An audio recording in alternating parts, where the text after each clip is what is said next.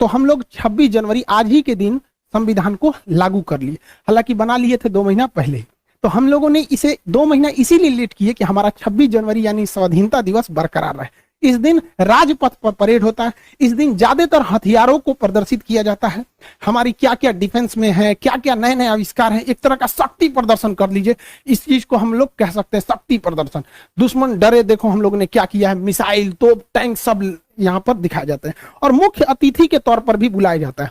राष्ट्रपति तो झंडा फहराते ही है, प्रधानमंत्री भी रहते हैं, तीनों सेनाओं के अध्यक्ष भी रहते हैं, और मुख्य अतिथि को भी बुलाया जाता है। ये शुरू से ही परंपरा रही है। चाहे कलाम साहब हमारे राष्ट्रपति रहे हों, चाहे प्रणब मुखर्जी जी रहे हों, या रामनाथ कोविंद साहब रहे हों, हमेशा कोई ना कोई मुख्य अतिथि आता है। इससे क्या होता है कि उस देश से हमारा घनिष्ठता को भी दर्शाता है कि हम जो करीबी देश है उसी को ही मुख्य अतिथि बनाते हैं। इस बार जो मुख्य अतिथि बनाया गया है, बुलाया गया है, बहुत ही सोच समझ के, मतलब एशिया को पूरी तरह बैलेंस करने के लिए। एशिया का ये वाला एरिया कहलाता है सेंट्रल एशिया। ये रूस से टूटे हुए हैं सर। इसमें 5 देश आते हैं, Kazakhstan, Kyrgyzstan, Tajikistan, Turkmenistan, Uzbekistan. इन 5 देशों को, ये जो 5 देश हैं, इनको संयुक्त रूप से बुलाया गया है। 5 को चीफ गेस्ट बनाया गया है इंडिया में। इतना महत्वपूर्ण है कि इसके रास्ते हम लोग पूरे यूरोप में जा सकते हैं, क्योंकि ईरान के चाबहार बंदरगाह से हम रेलवे लाइन यहां ले जा सकते हैं और यहां से पूरे यूरोप में एंट्री कर सकते हैं। तो ये सेंट्रल एशिया से हमारा रिलेशन बनाना बहुत जरूरी है। सेंट्रल एशिया इतने महत्वपूर्ण है, ये आप अंदाजा लगाइए। इस्लामिक ऑर्गेनाइजेशन की जो मीटिंग हो रही थी पाकिस्तान में, तो इन लोगों ने उसकी मीटिंग छोड़ के भारत की मीटिंग को अटेंड कर लिया। चाइना इससे इतना डरा हुआ है कि आज 26 जनवरी को ये लोग मुख्य अतिथि के रूप में हैं।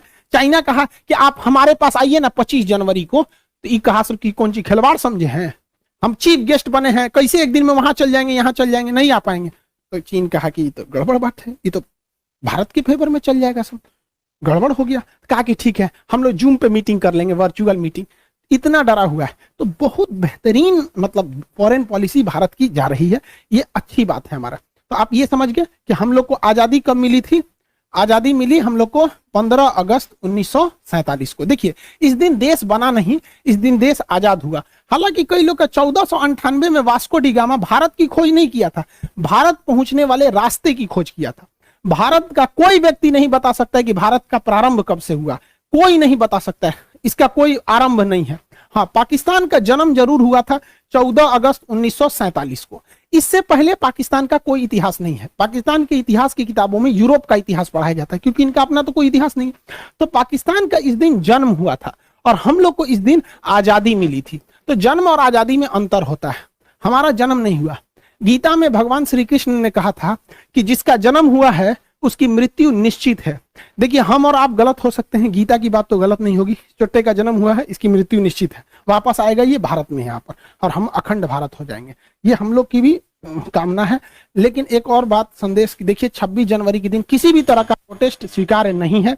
आरा के लड़के, जहानाबाद के लड़के, आप जो प्रोटेस्ट कर रहे हैं 26 जनवरी को, इसको आप लोग को नहीं करना है। जयपुर के भी लोगों से हमारी बात हुई, उन लोग को भी हम समझा रहे हैं भाई 26 जनवरी आज राष्ट्र को समर्पित होना चाहिए, आज कहीं भी प्रोटेस्ट नहीं होना चाहिए। और ये प्रोटेस्ट पूरी तरह से लीडरलेस है। आप पटना के डीएम साहब का भी स्टेटमेंट सुनिए, ये स्टूडेंट से मिलने गए थे वहां।